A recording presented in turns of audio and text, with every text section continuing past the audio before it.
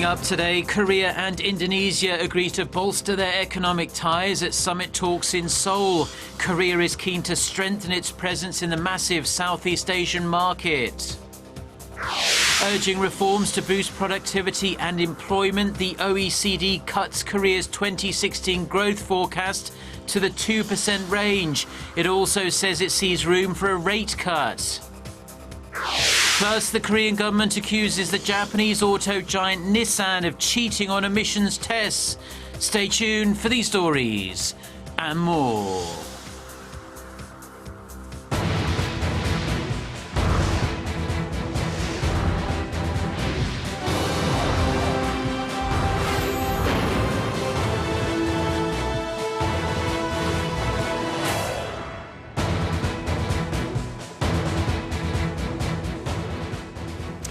Hello to our viewers around the world. It's 6 a.m. on Tuesday, May 17th here in Seoul. Thank you for joining us. I'm Mark Broom.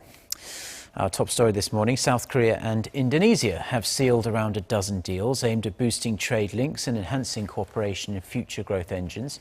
The agreements were reached during summit talks in Seoul on Monday between President Park Geun-hye and her Indonesian counterpart Joko Widodo. Song Ji-son starts us off. Meeting at Seoul's top office, President Park Geun-hye and Indonesian President Joko Widodo both stressed the other as a key partner and ally in the region. On the economic front, the leaders signed 11 MOUs to boost cooperation in trade and investment, as well as in new growth sectors like maritime affairs and cultural content.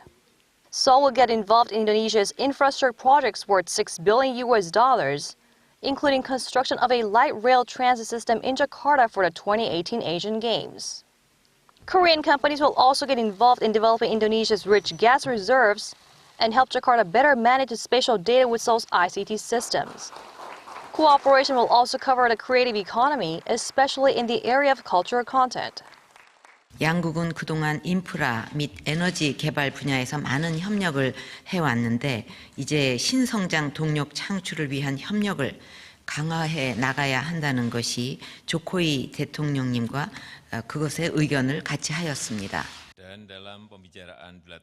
I asked for Korea to play a key role in accelerating Indonesia's industrial development and also to enhance cooperation in creative industries. In order to upgrade their relations to a comprehensive partnership, after a decade of strategic partnership, the two sides will also expand people-to-people exchanges, especially among youth. Sharing common ground on securing peace and stability in the region and worldwide, the two leaders vowed to closely cooperate in democratizing North Korea, as well as countering terrorism on the international front. Song Ji-son, Arirang News. Now, prior to his summit talks with President Park, the Indonesian president attended a local business forum in Seoul. For more on what Mr. Widodo had to say, EG1 reports. President Joko Widodo and a number of Indonesian ministers held a special business forum with Korea's trade minister and some 400 local entrepreneurs on Monday. The event served as a platform for ministers from both countries to highlight the importance of economic cooperation, as well as the signing of a number of MOUs promising investment commitment. President Widodo highlighted his country's various stimulus packages and economic reforms, which have helped to open up the Southeast Asian economy, making it free from excessive regulations in order to attract more foreign investment. Over the past few years, Korea has gradually increased its investment commitment in Indonesia to rank as the 7th biggest foreign investor there as of 2015.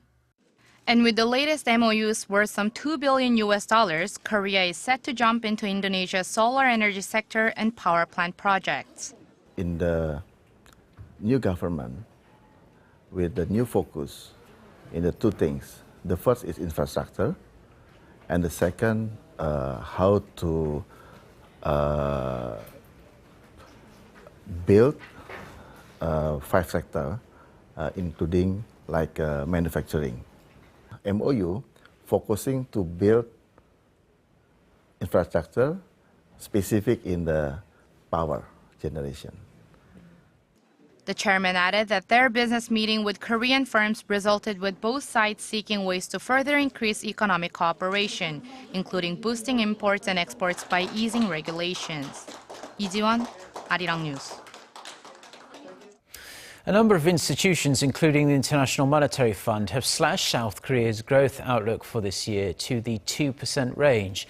The latest to join the list is the OECD, adding to concerns the country is falling into a low growth trap. Hwang Ji-ae with the details.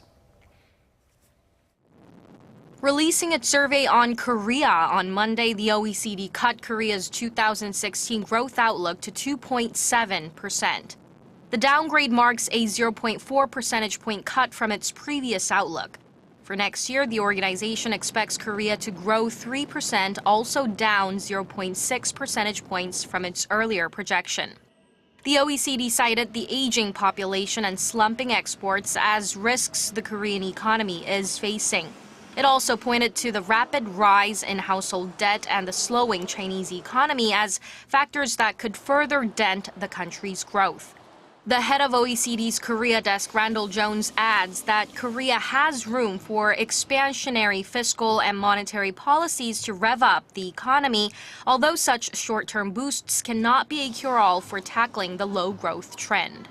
And Korea has a very strong fiscal position. If you compare Korea to other OECD countries, by our measure of the general government, Korea is in a surplus, and most OECD countries are in deficit. So far, Korea's current account surplus has been very large, and the capital outflows have been relatively small.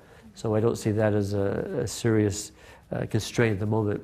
So I think there would be room for lower interest rates as well.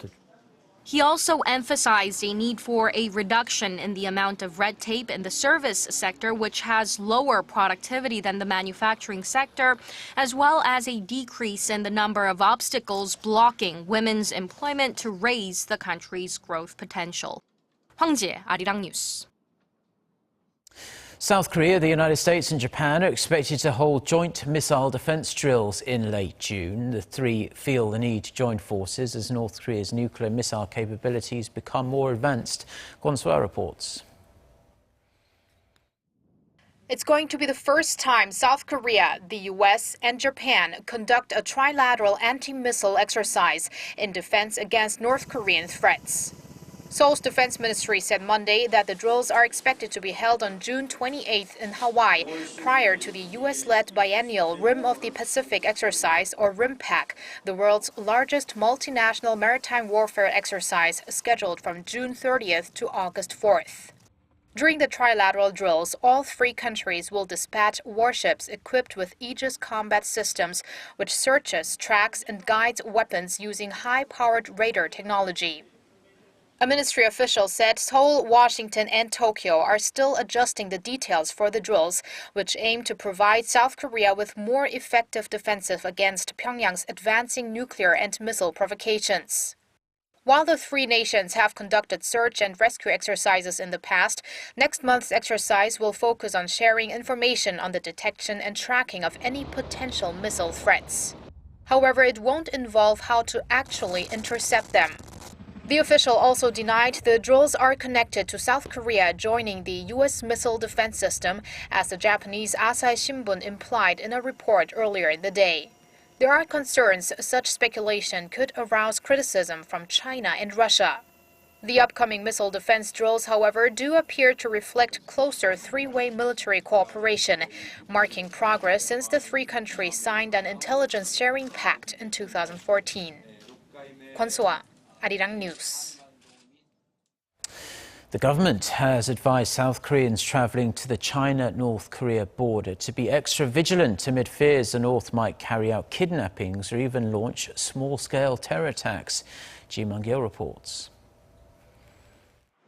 South Korea's foreign ministry on Monday warned of the potential dangers that could be faced when visiting Chinese areas bordering North Korea. There are possibilities that North Korea may kidnap or even commit terror against South Korean nationals near the China-North Korea border, including Mount Baekdu. North Korea has threatened retaliation against Seoul if it does not send back a group of 13 North Korean restaurant workers who defected south in early April. Pyongyang has repeatedly called for their repatriation. In light of such threats, Seoul's foreign ministry urged travel agencies to be extra careful when selling tour packages to related Chinese border cities. When South Korean travel agencies sell China travel packages to South Korean citizens, they must explain the dangers of visiting border areas near North Korea and even suggest travelers not to visit those places. Seoul's government has also warned South Korean missionaries and the press to avoid visiting border regions for personal safety. South Korean embassies abroad are also warning citizens who go overseas to take extra precaution regarding possible threats from the north through mobile phone text messages. Kim Young-gil, Arirang News. The United States has issued yet another warning against traveling to North Korea, saying foreigners could end up being imprisoned for innocent actions. The warning, issued by the U.S. State Department on Monday, strongly urges Americans to avoid traveling to North Korea due to serious risks of arrest and long-term detention for showing disrespect to the country's former and current leaders. It says foreign visitors can find themselves in hot water for merely taking photos and even for talking with the locals. It's said that over the past decade, 14 Americans have been detained in North Korea, being questioned for weeks and being compelled to make public statements and take part in public trials. Washington issued similar warnings in April and November last year. The Korean government says Japanese automaker Nissan manipulated the emissions of one of its best-selling models in Korea. Coming on the heels of the Volkswagen scandal, the local authorities were quick to act. Kim Mo-gyun reports. Korea's Environment Ministry announced Monday that it's ordering Nissan Motor to recall hundreds of its diesel-powered Qashqai vehicles sold in the country. The ministry accused the Japanese carmaker of using the so-called defeat device to allow the SUV to pass stringent diesel emissions tests, but helps turn off the vehicle's emissions management system under regular driving temperatures.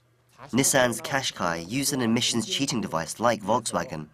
Usually, cars turn off the exhaust reduction device when the temperature reaches 50 degrees Celsius to prevent engine from overheating, but the Qashqai turned it off at 35 degrees. The ministry said it checked 20 diesel models and found Qashqai emitted 20 times more nitrogenous compounds than the standard, while other 19 companies discharged around 1 to 10 times the standard.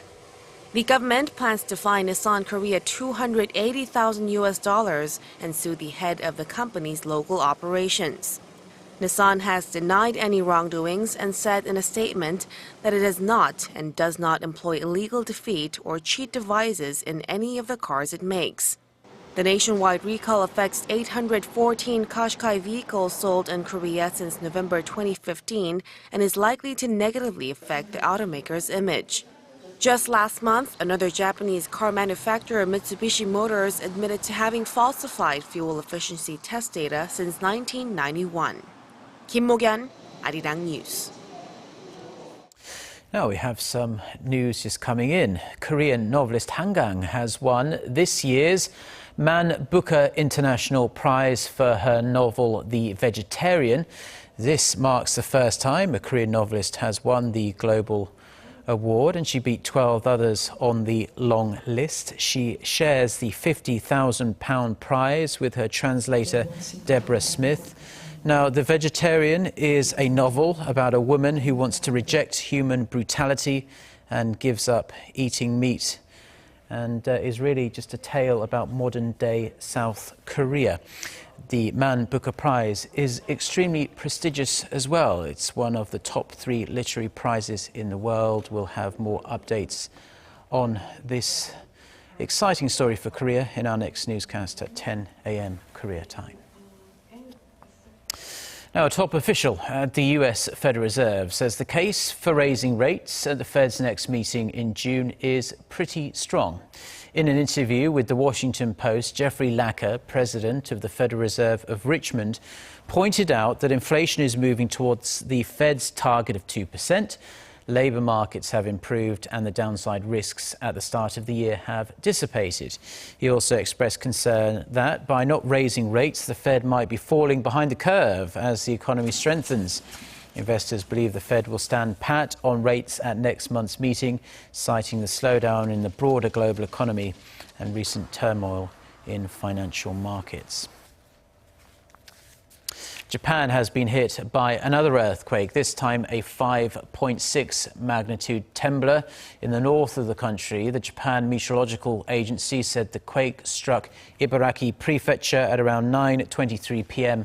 local time on Monday evening. There have been no immediate reports of injuries. Also, no tsunami warning was issued, but local train operations have temporarily been suspended for safety checks. The quake rattled Tsukuba, where the science and technology ministers from the group of 7 nations are meeting as we speak. The latest quake comes a month after 2 strong earthquakes struck the country's Kumamoto prefecture, leaving dozens dead and destroying many houses.